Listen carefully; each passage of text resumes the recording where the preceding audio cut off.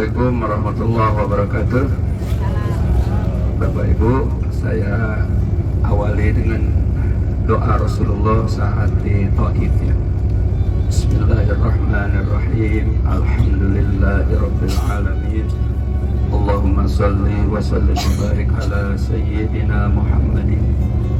Allahumma ilaika asku du'afal qaum quwwati wa qillata hilati wa hawai ala nas ya arhamar rahimin. Anta rabbil mustad'afin wa anta rabbi ila kallani ila abadi yazdari amila adu wa malaka illam yakun bika ala ghadaba fala bali walakin akibaka ya usa'ali na'udhu min wajhika alladhi asrafat al-dhulumat wa sallallahu alaihi amra dunya wal akhirah min jilabi qulubaka wa jajila ala sifatika lakal ghani hatta tardu wa la hawla wa la quwata illa billah. Ya Allah, kepadamu aku mengadukan kelemahanku, kekurangan daya upayaku di hadapan manusia. Wahai Tuhan yang maha rahim, Engkaulah Tuhan orang-orang yang lemah, dan Tuhan pelindungku kepada siapa hendak Engkau serahkan nasibku. Kepada orang-orang jauhkan yang berwajah muram kepadaku, atau kepada musuh yang akan menguasai diriku. Asalkan Engkau tidak murka kepadaku, aku tidak peduli, sebab sungguh luas kenikmatan yang Engkau limpahkan kepadaku. Ya Allah, ya Rabbana, aku berlindung kepada nur wajah-Mu yang menyinari kegelapan, dan karena itu yang membawa kebaikan di dunia dan akhirat dari kemurkaan, dan yang akan Engkau timpakan kepadaku. Kepada Engkaulah aku adukan halku, sehingga Engkau ridho kepadaku, dan tiada daya upaya melainkan dengan kehendak. Ini adalah doa Rasulullah Sallallahu Alaihi Wasallam, Bapak Ibu, setelah kalau bahasa kita ininya berkunjungnya ke Taif, silaturahimnya ke Taif, yang diawali ketiga suku dari Bani Sakif ya. Jadi Rasulullah masuk ke Taif, pertama bersilaturahim ke tiga pembesar di Taif dari kalangan Bani Sakif, menyampaikan maksud dan tujuannya adalah untuk menyampaikan risalah Islam. Tetapi apa yang mereka katakan? Apa tidak ada orang lain selain Engkau Tuhan mengutus sebagai Rasul? Ya.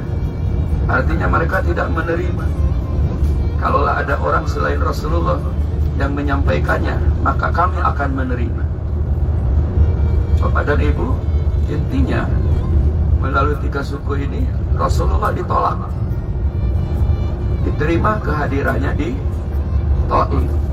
Akhirnya Rasulullah setelah tahu bahwa penduduk Taif tidak menerima dan di luar dugaan, karena menurut Rasulullah yakin akan diterima oleh penduduk Taif, tapi pada kenyataannya mereka berlaku kasar, berucap kasar, bertindak kasar. Akhirnya Rasulullah keluar dari Taif, tapi penduduk Taif tidak membiarkannya. Ya, saking bencinya dilempari dengan batu, sehingga Rasulullah Shallallahu Alaihi Wasallam berdarah-darah. Ya, bahkan ada riwayat yang mengatakan hampir pingsan Rasulullah Shallallahu Alaihi Wasallam. Maka beristirahatlah. Ya, nanti ada masjid Kuf itu Bapak Ibu, tempat Rasulullah beristirahat di situ. Dan kemudian berdoa seperti doa yang tadi. Ya. Maka Jibril datang kepada Rasulullah Sallallahu Alaihi Wasallam karena menyaksikan kekasih Allah disakiti. Apa kata Jibril? Allah mengetahui apa yang terjadi padamu dan orang-orang ini. Allah telah memerintahkan malaikat-malaikat di gunung-gunung untuk menaati perintahmu. Ya. Disitulah ditawarkan oleh Jibril, Bapak Ibu, kalaulah gunung-gunung yang kau lihat itu kau perintahkan aku untuk dilemparkannya ke penduduk Taif, maka aku akan melemparkannya. Wahai Rasulullah, kami siap untuk menjalankan perintah Tuhan. Jika engkau mau, kami sanggup menjadikan gunung di sekitar kota itu berbenturan, sehingga penduduk yang ada di kedua belah gunung itu akan mati, atau apa saja hukuman yang engkau inginkan, kami siap melaksanakannya. Kata siapa, Bapak Ibu? Jibril. Apa jawaban Rasulullah SAW? Walaupun mereka menolak ajaran Islam, saya berharap, kata Nabi, jangan. Kami masih berharap semoga keturunannya mereka nanti menjadi penyembah-penyembah Allah Subhanahu wa ta'ala. Mereka melakukan itu kepadaku karena mereka ketidaktahuannya, kebodohannya. Nah, inilah yang paling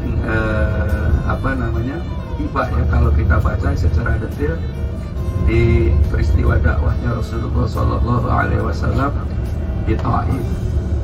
Bapak dan Ibu, maka alhamdulillah kita bersyukur dan terus bersyukur atas rahmat Allah Subhanahu Wa Taala. Maka atas rahmat Allah kita bersyukur ya, setelah menyelesaikan rangkaian rukun wajib haji tinggal tawaf wada ya. Kita kembali bersyukur karena hari ini kita akan city tour di kota Taif yang bersejarah. Tentunya satu nilai plus ya buat kita, sehingga kita pun akan bercerita kepada anak cucu kita lewat foto kita nanti ya. Insya Allah Pak Benri sudah info ke saya akan foto-foto lagi. Semula akan istirahat, tapi katanya di Taif perlu foto-foto. Itu ya Pak Benri ya. Pak Benri? Ya, jawab aja sama saya ya. What you do? Gitu ya. Sangat indah Bapak dan Ibu. Nanti yang takut naik kereta gantung harap sama saya aja. Ya, Pak Teguh janji semula tidak akan naik, tapi karena didamping saya jadi naik. Awalnya bukan naik, turun ya. Turun ke bawah, ceklek-ceklek foto, balik lagi ke atas. Jadi biasanya kan dari bawah ke atas, yang saat ini mah dari atas ke bawah. Yang sangat bernilai tentunya tempat di Taif adalah Masjid Ibnu Abbas radhiyallahu anhu. Ibnu Abbas adalah sahabat Nabi yang selama hidupnya dia berjanji kalaulah meninggal maka berpesan untuk dikuburkan di Taif, dan terlaksana. Ibnu Abbas juga adalah orang yang paling berakhlak, sehingga di masa hidupnya dia tidak pernah mau melewati langkah kakinya di bekas langkahnya Rasulullah Sallallahu Alaihi Wasallam. Mengapa demikian? Karena aku tidak sebanding ya kalau aku dikuburkan di Makkah atau di tanah suci dengan nilainya Rasulullah Sallallahu Alaihi Wasallam. Masya Allah, ini akhlak dari sahabat Nabi yang mulia yang bernama Ibnu Abbas. Ibnu Abbas juga adalah sahabat Nabi yang ahli ra'yu, ya, ahli tafsir, dan teruji saat beliau masih muda. Saya pernah menuturkan bahwa ketika turun surah Idza Jaa Nasrullahi wal Fath, surah An-Nasr itu, semua sahabat gembira kecuali Ibnu Abbas. Mengapa? Ibnu Abbas berduka karena makna ayat itu sebentar lagi kita akan ditinggal oleh Rasulullah Sallallahu Alaihi Wasallam, dan itu terbukti Bapak dan Ibu. Ya, ini juga kelebihan dari sahabat Nabi yang bernama Ibnu Abbas. Dan Ibnu Abbas adalah salah seorang sahabat Nabi yang masa kecilnya Ibnu Abbas pernah didoakan oleh Nabi, Allahumma faqihu bid-din. Ya Allah, berikan kepahaman dalam agama dan pandai mentakwil ayat, menafsirkan ayat. Masya Allah, sehingga kalau kita acara apa itu akikahan ya, suka gunting rambut, kening bayi kan dikelilingkan ke jamaah tuh. Nah, salah satu bacaan yang dianjurkan untuk bapak dan ibu adalah bacaan doa Nabi kepada Ibnu Abbas, Allahumma faqihu fiddin, ya Allah berikan kepahaman kepada agama kepada anak ini, atau bersolawat. Itu ya bapak ibu ya. Jadi secuil tentang makna tujuan kita ke Taif, agar kita memahami, dan paling inti adalah at-tamaluk ad-diniyah, merasa punya agama ini benar-benar kita miliki ya, yakinnya. Pada hajinya Rasulullah SAW pernah menyampaikan ayat yang paling akhir turun ke bumi, al-yauma nakhtimu ala al-yauma apa itu, kok jadi lupa, waraditu lakumul islam dinan, aku ridho terhadap Islam sebagai agama kalian, pada hari ini kusempurnakan agamaku. Itu bapak ibu ya. Jadi mudah-mudahan at-tamaluk ad-diniyahnya lewat historis atau sejarah atau nilai makna hijrah atau dakwahnya Rasulullah SAW melekat di diri kita, sehingga kita siap pulang ke Indonesia menjadi mujahadah, pejuang baru ya, untuk dalam kehidupan berumah tangga, bermasyarakat dimanapun adanya kita berada, untuk menampilkan sosok pribadi yang luhur, pribadi yang sabar, pribadi yang tawadu ya, kasih sayang, menyebarkan rahmat dengan sesama. Nah, inilah hikmah dari sebagian atau tujuan kita city tour selama haji, termasuk city tour ke Taif. Baik, demikian dulu bapak ibu ya, sambil menikmati panorama pemandangan indah antara Makkah Taif, dan mungkin karena masih lelah ya, untuk kita beristirahat. Demikian, assalamualaikum warahmatullahi wabarakatuh. Waalaikumsalam warahmatullahi wabarakatuh.